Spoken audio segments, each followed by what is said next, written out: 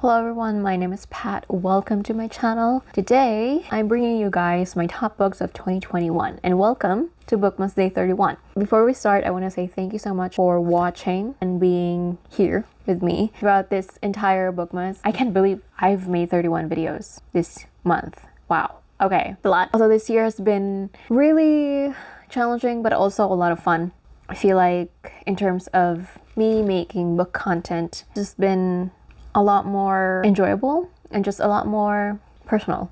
And I don't know, I'm very thankful for this year. I'm very thankful for every one of you who watch my videos, who comment, who give a like. I'm thankful. I don't know words. I'm really awkward with saying thank you, but I'm very, very grateful.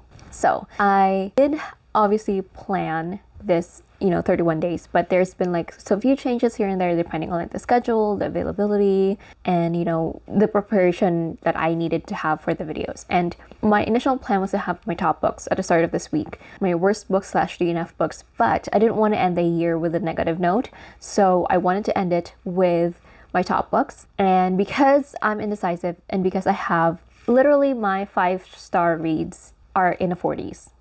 So, I have a lot of books that I really enjoyed this year. So I wanted to do my top books and my surprising books separated. I also wanted to do a separate video on the mangas, the manhwas that I read, also the light novels that I read. Well, I only read one light novel this year, I think, that I counted.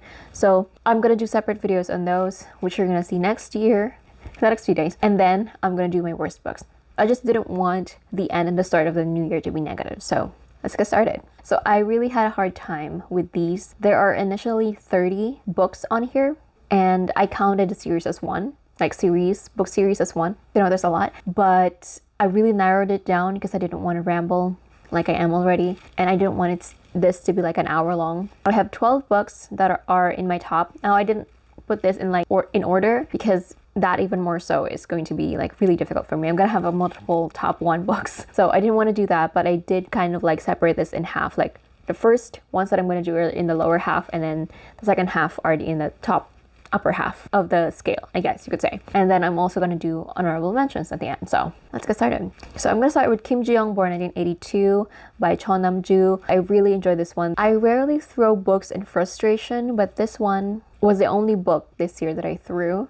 I didn't throw it on the floor, across the room. I did throw it across my bed because I still very careful. The ending of this one was really, really, really frustrating. Now, this one is a translated work from Korean, and this has been turned into a movie starring Gong Yoo, which is, anyway.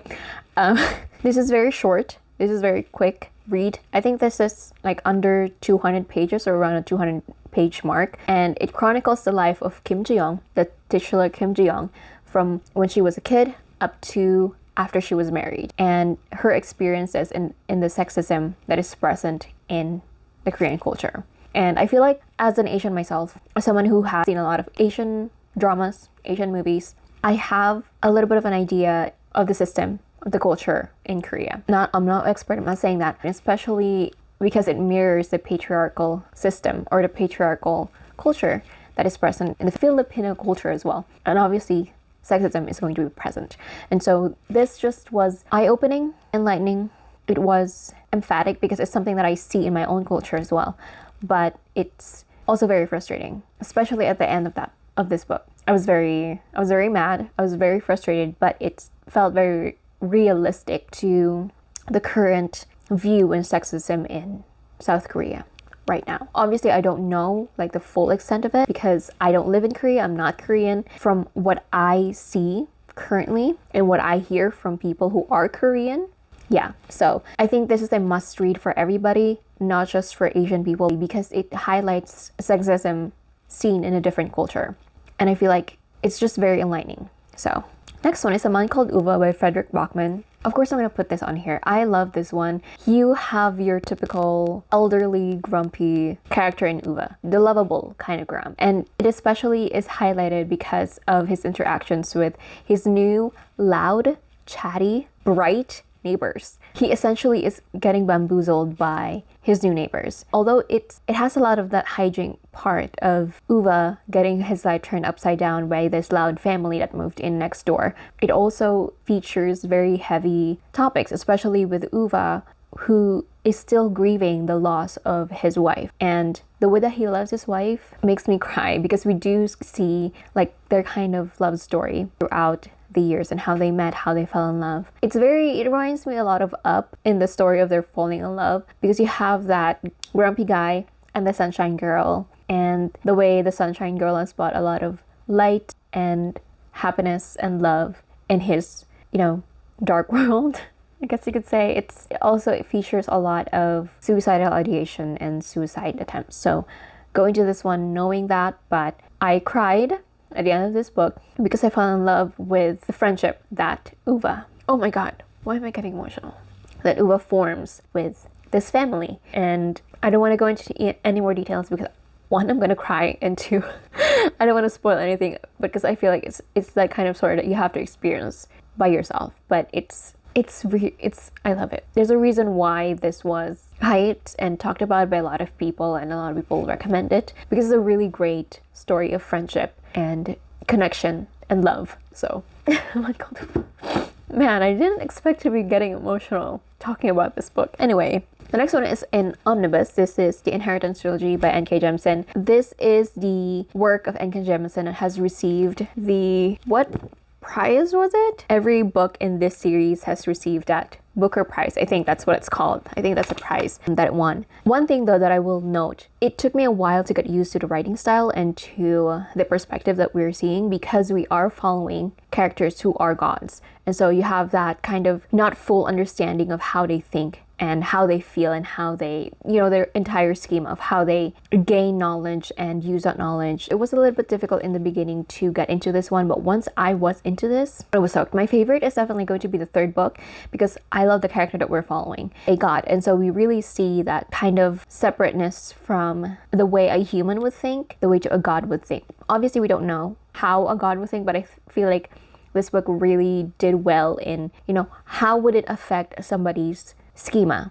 How would it affect somebody's way of thinking, their perception of the world, if they are someone who is powerful, who has lived for a very long time, who sees humans as kind of a blip in their existence. It's very small, very unremarkable, because it's short, it's quick, but also it's kind of bright. Humans are very passionate, and gods have become kind of complacent and kind of like chill because they have a lot of time in their hands, and they have powers, and so anything they want, anything they need, they could just flick and they could get it, And so it's like the difference in perspective, especially with the third book, with the main character losing their powers and essentially becoming the humans that they consider as unremarkable. So even though we do have like a lot of like really morally great characters on here, I still really loved reading their perspectives, and I still feel for them, and especially the connections that they make with humans and non-gods, and how the world has changed throughout because of their existence as well. So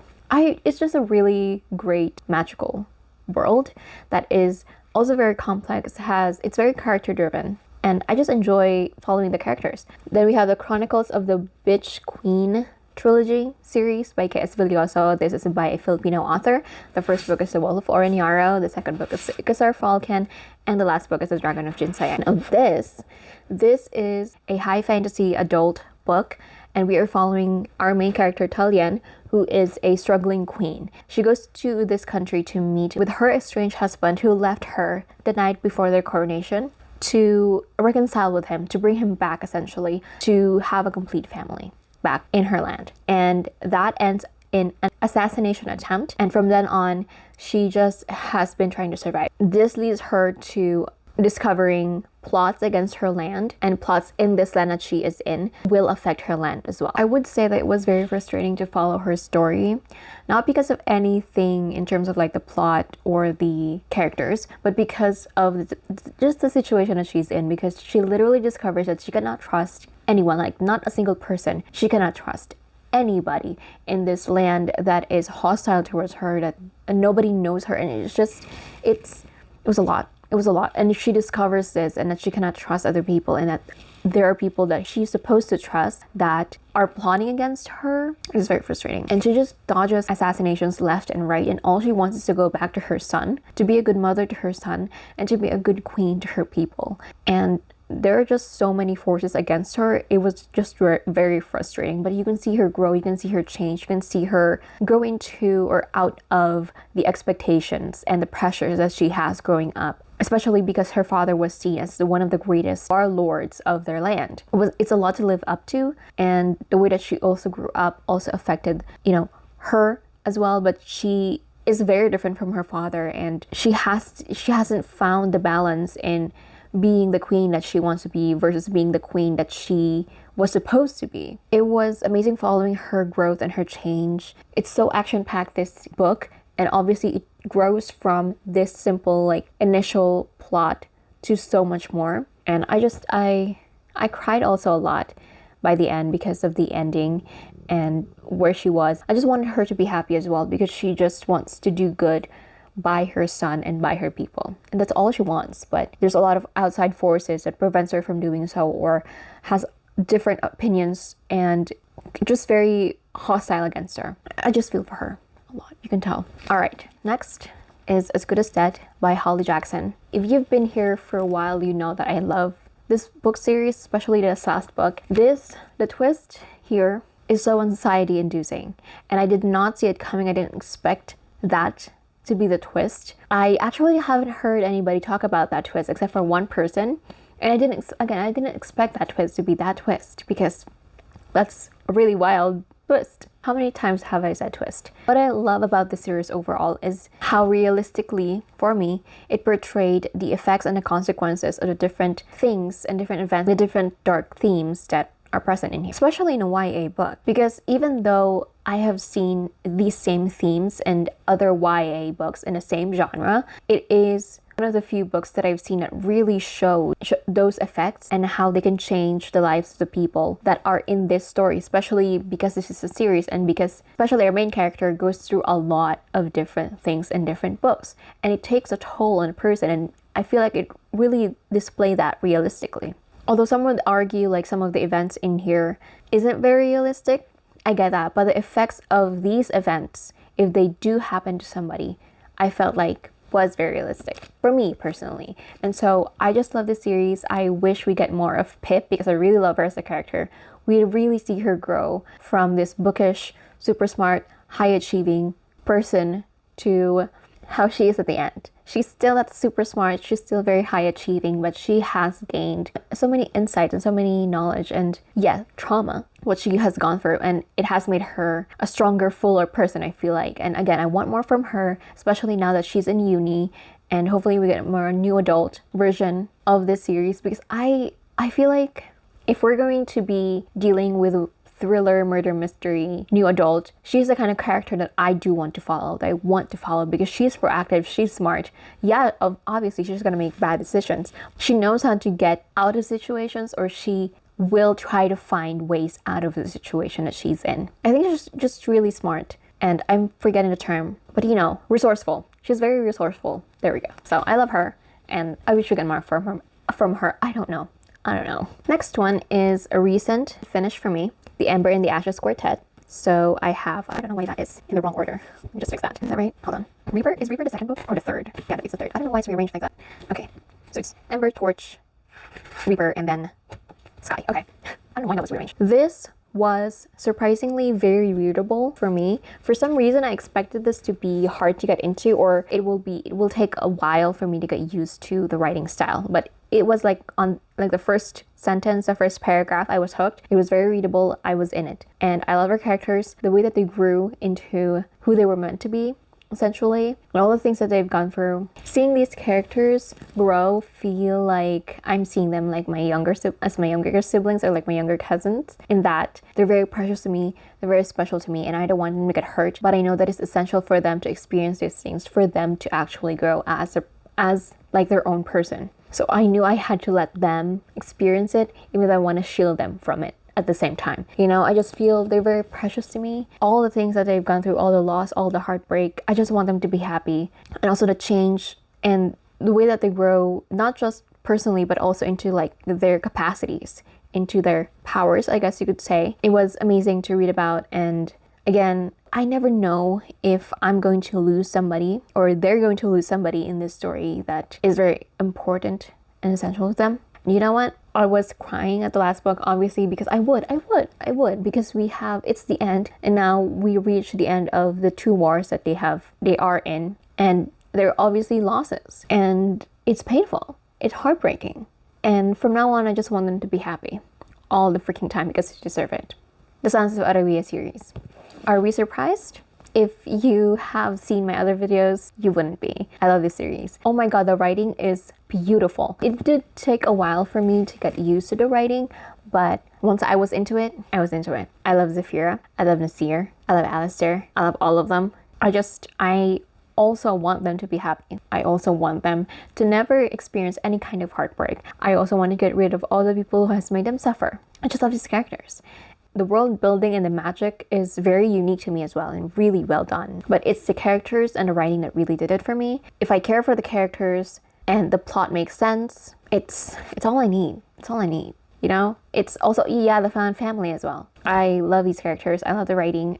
Hafsa Faizal has now become one of my favorite authors, and I cannot wait for Tempest of Tea. I cannot wait.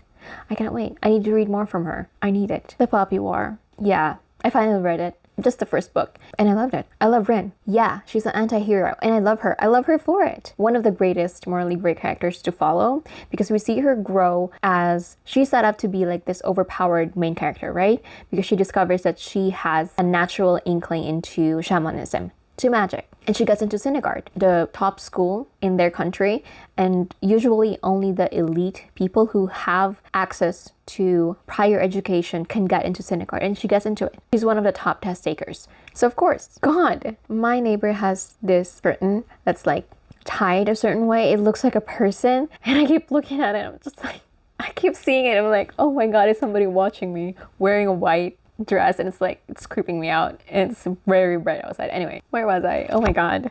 So we see her, and she's set up to be like an overpowered character, but she's not just thrust into this world and she's doing great, or she's doing better than people expected. You know, she's an underdog. She struggles.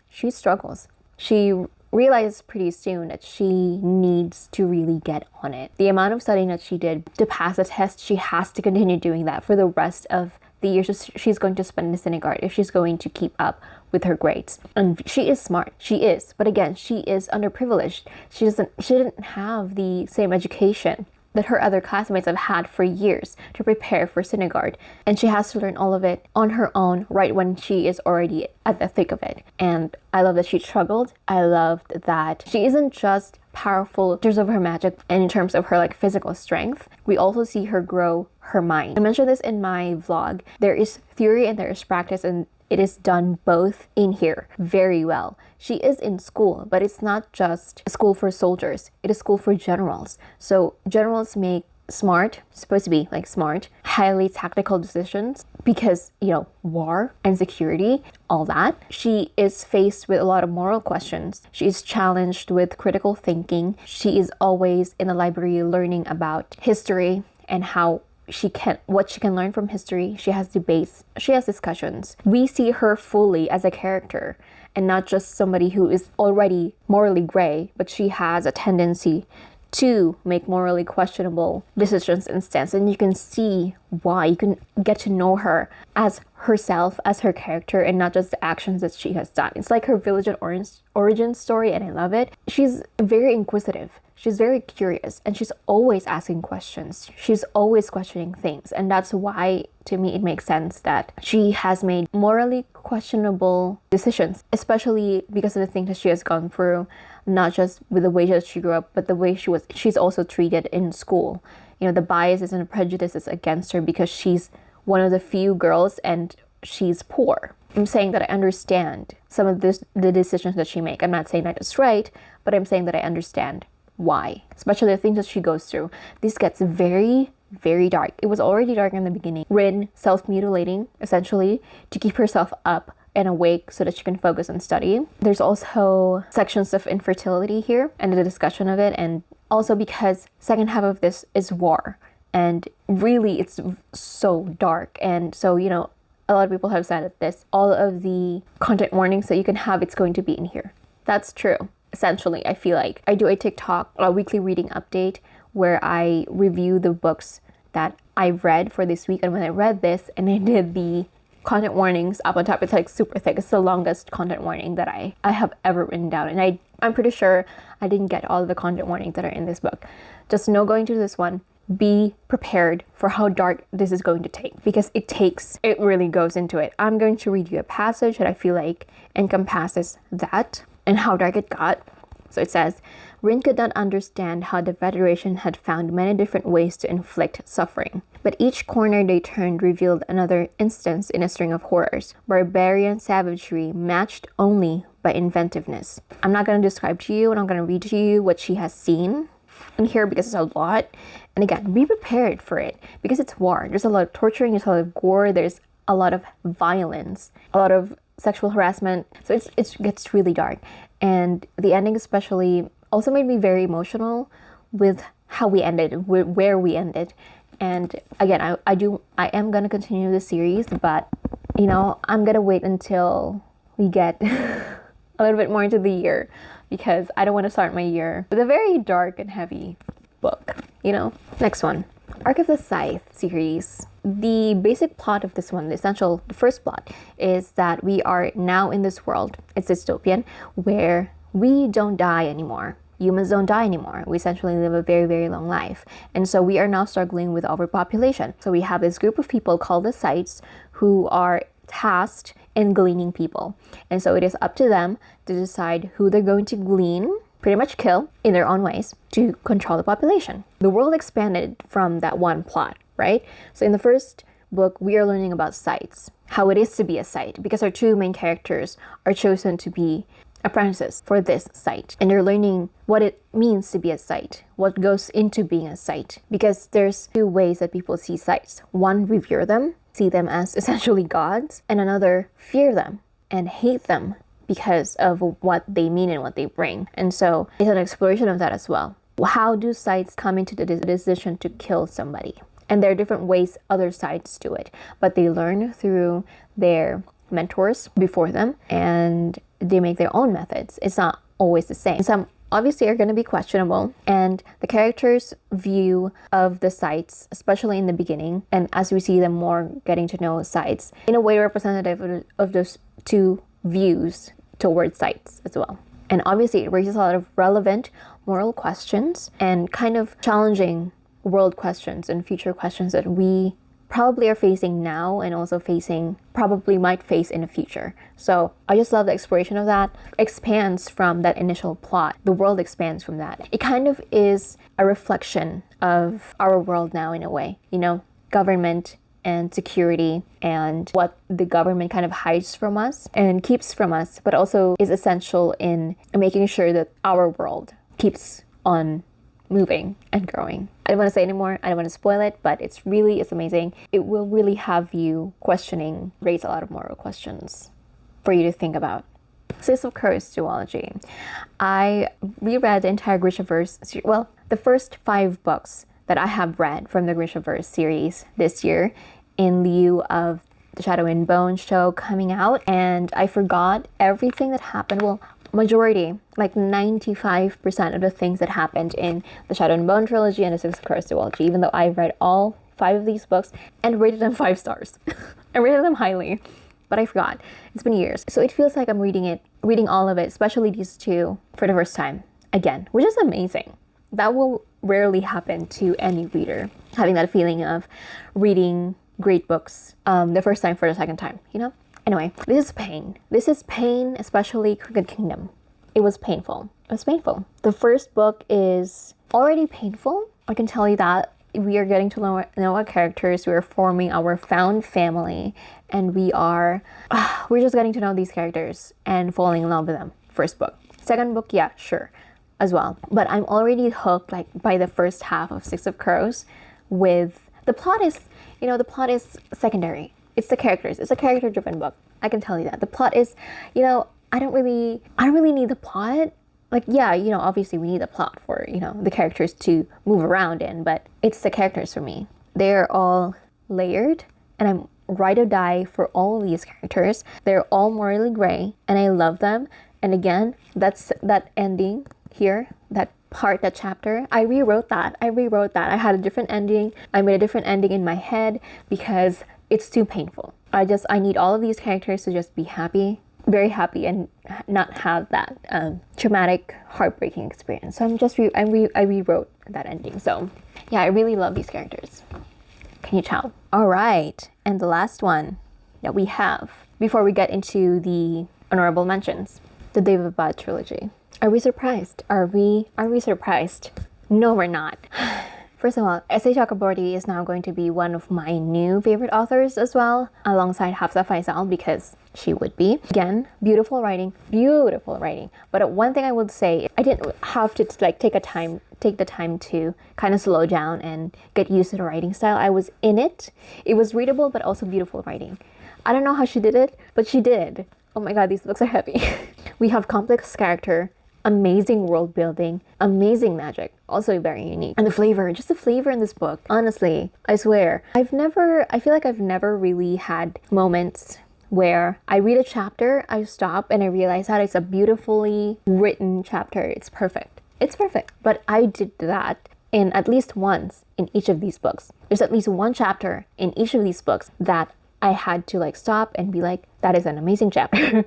And it's not just of the beautiful writing, but because of the characters, because of how the characters are written, because of how the characters are presented. These characters felt layered and complex and real, and all their struggles, all their insecurities, all their way of thinking, all their perceptions felt real to me.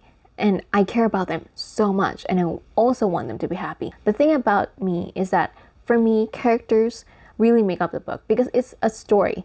And in a story, you have a person that you have at least one person that you're following. And if you don't care about this person, whether you feel for them, whether you see them as precious, or just like Rin, you understand their imperfections and their morally grayness, it has to make sense. It has to be believable. Because if not, then what's the story then?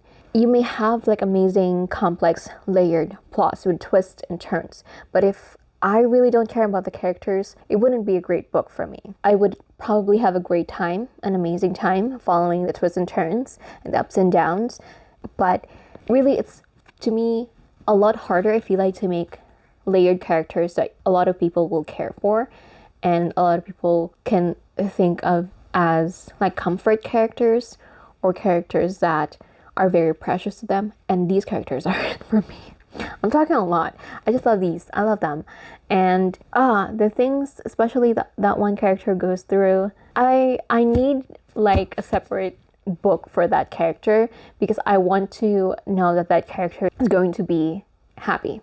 I just need to know because yeah, all of these characters are going to bring that heartbreak with them for the rest of their lives. But especially for that character, I know realistically it would make sense to just leave, but my Cancer rising heart just needs that character to have the best, happiest ending because that character deserves it. The character deserves it. They all do. All the things, especially Nari.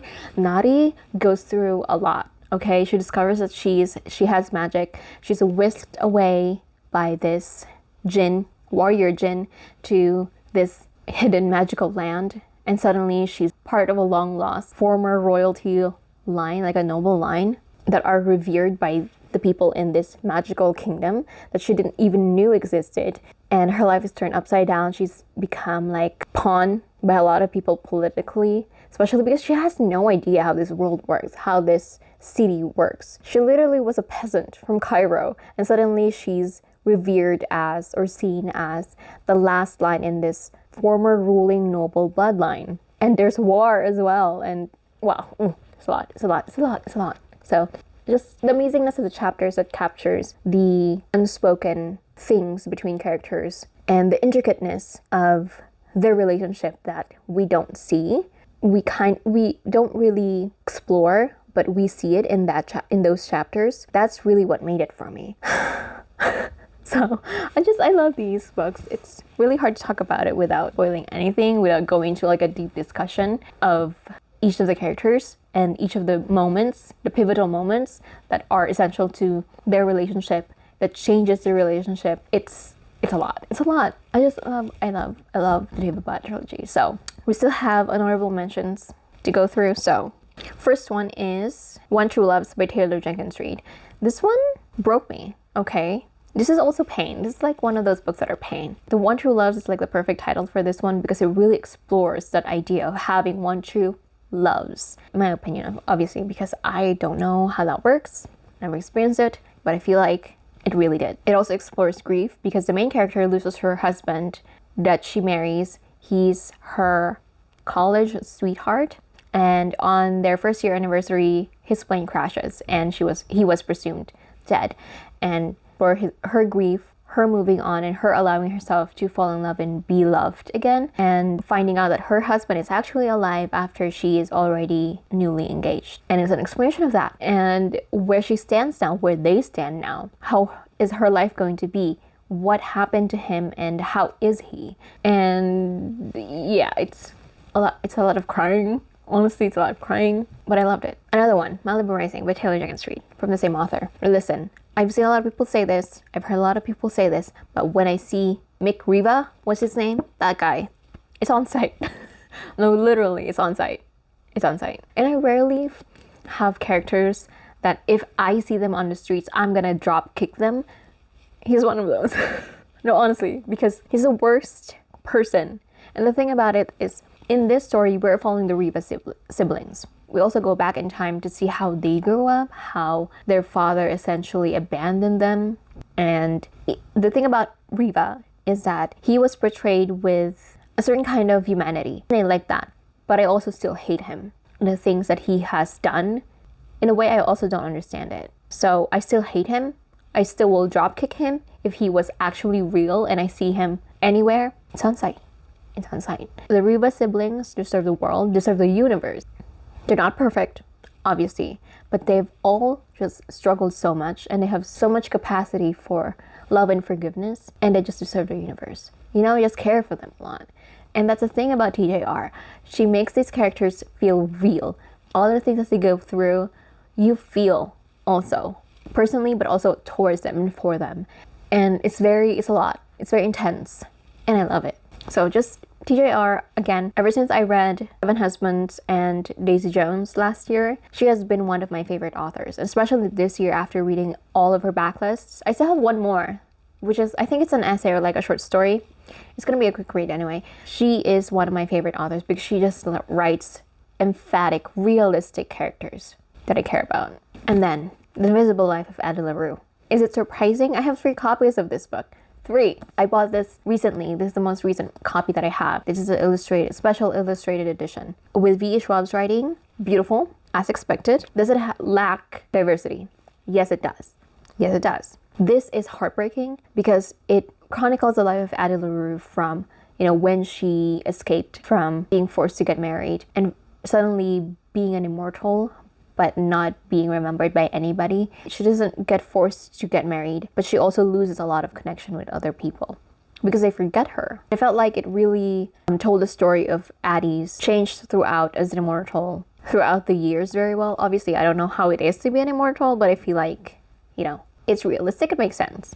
It has that overall quiet, melancholic vibe throughout the story. And I know that this is very polarizing. There's a lot of people who hated this book and a lot of people who love this book. And I get it. I understand why. As someone who loves this book as well, I understand why some people would not love it to the point of hating it as well. I get it. Not a lot in terms of plot. And Addie as a character feels kind of elusive as well. It feels like we don't really get to fully know her, essentially. And the romance as well kind of feels elusive as well. We don't really see the fullness of it. Just hints and pieces of it. And it's kind of like seeing things in a dream. It kind of feels like that, where it makes sense, but you can't put into words how it makes sense and how it works. But it does. It works for me personally. Yeah, it feels like kind of a dream reading this book, where you know what happens, you understand what happens, you feel for these characters, you're emphatic. There's a lot of things that also aren't very clear, but to me it makes sense still. Kind of like blurry and a little bit watery. You can't easily grasp it, but you know it. I don't have words to describe it, but that's how I would say this book is. Again, I have more books that I enjoy. I still took an hour. Are we surprised? No. I ramble a lot, even though I already have notes. Anyway, that is it for my top books for this year. I had an amazing reading year. Again, I have 44, I think, books that I've rated 5 stars so far. I still have 2 more days to read, so I probably can squeeze in 1 or 2 more before the year ends. I don't know. But although some of those are part of a series, I would say still, they would probably count around 30 books that I rated 5 stars. I had an amazing reading year. I had a great time. That is for this video. I hope you guys enjoyed, and hopefully I will see you on my next one. And let me know your top books of this year. Maybe I can add them if I haven't read them. In the books down below, tell me what you think about these books. Again, thank you so much for watching. Thank you for being here until the 31st video. Thank you. And I will see you on my next one.